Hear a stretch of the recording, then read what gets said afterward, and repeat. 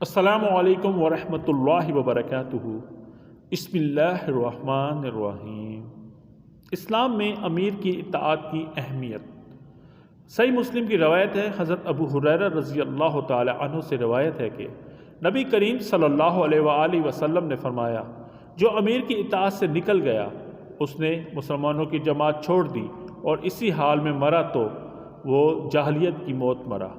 اور جو شخص کسی جھنڈے تلے اندھی تقلید میں لڑے یا تعصب کی بنا پر غصہ کرے یا تعصب کی دعوت دے یا اس میں تعاون کرے اور پھر قتل کر دیا جائے تو وہ بھی جاہلیت کی موت مرا۔ اور جو شخص میری امت کے خلاف بغاوت کرے، نیک و بد ہر کسی کا قتل کرے، نہ تو کسی مومن سے ہاتھ روکے اور نہ کسی معاہد غیر مسلم کے عہد کا پاس رکھے، تو اس کا مجھ سے کوئی تعلق نہیں اور میرا اس سے کوئی تعلق نہیں۔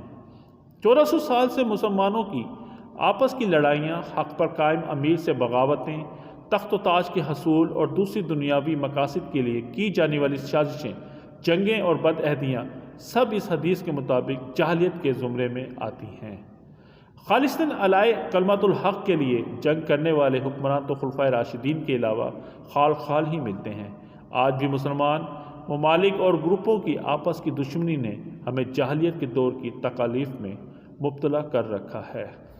اللہ سبحانہ وتعالی امت مسلمہ پر کرم فرمائے اور انہیں جاہلیت کے علم برداروں کے شر سے نجات دے، آمین۔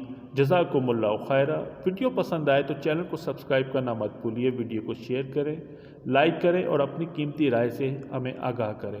بہت شکریہ۔